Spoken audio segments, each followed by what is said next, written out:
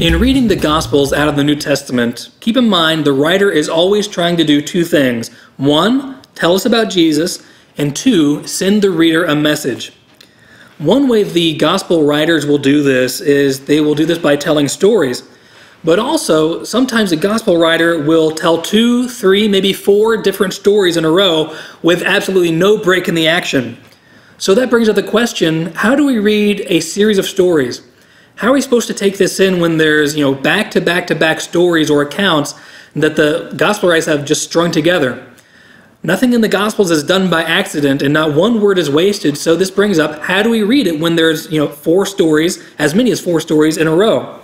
So there is one big tip, one big Bible study tip in reading the Gospels when you're reading a series of stories, and that is this.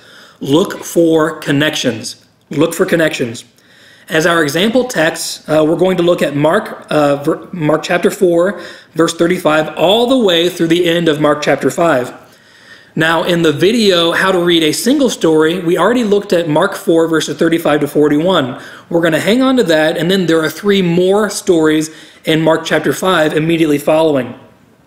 So we just read the story of Jesus calming the Sea of Galilee, calming the waves. Now, in the interest of time and wanting to retain your attention, I want to encourage you to press pause right now and read Mark chapter 5, the whole chapter on your own, and then come back here so we can talk in detail about these stories.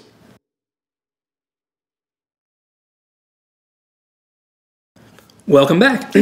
Now, there are 4 stories that happen here from the end of Mark 4 all the way through Mark chapter 5. And here are the stories. The first one, which we read together in the last video, is Jesus shows his power over the sea and challenges the disciples to have more faith. Then in chapter 5, the first story in the first 20 verses is Jesus casts demons out of a man, restores the man's mind back to health, and then sends him out to tell others about what he has done for him. Then a third story is Jesus heals a woman who's had a bleeding disease for about 12 years. If you remember, she reaches out in the crowd and touches him, reaches out in faith, and then she confesses her faith, her belief in Jesus, publicly in a full crowd so everyone can hear. And then lastly is Jesus raises a little girl back to life. She was dead. He resurrects her, brings her back to life in the presence of her parents and a few of his disciples. So all these stories, again, 4 stories back to back to back to back.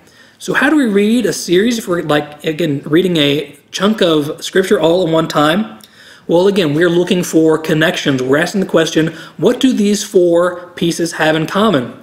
There might be more there than you think. And again, when it comes to Bible study or reading Scripture, the more we put in, the more we're going to get back out, the more we're going to be blessed by what we read.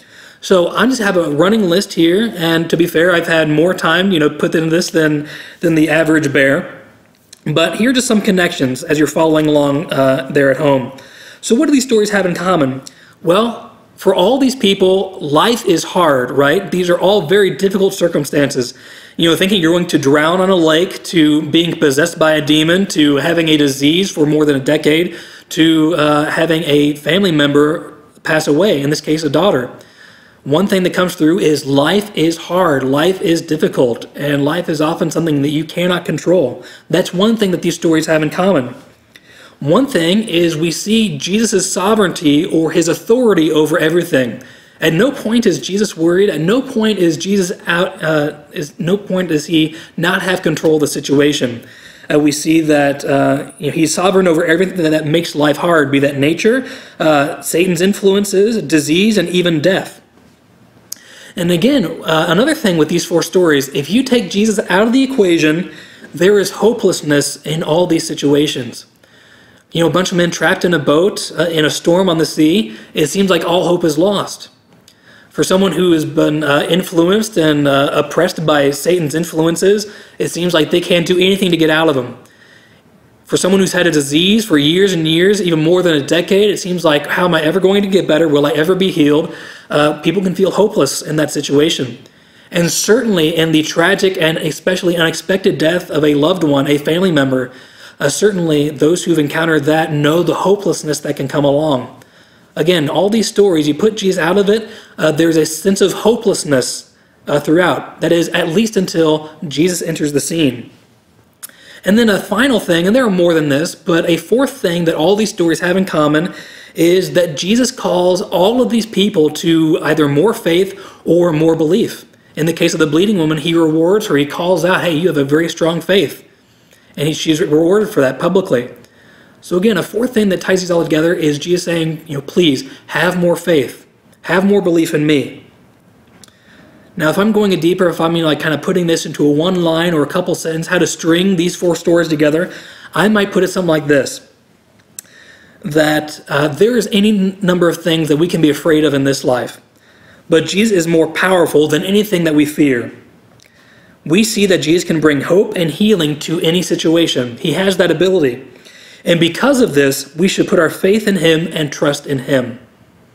So that's just a very quick view, or just how do you read a series of stories. Again, the big thing is look for connections, look for the things the stories have in common, and come out with a single theme or a single takeaway in a sentence or two. But again, the big thing, how do you read a series of stories? Look for connections.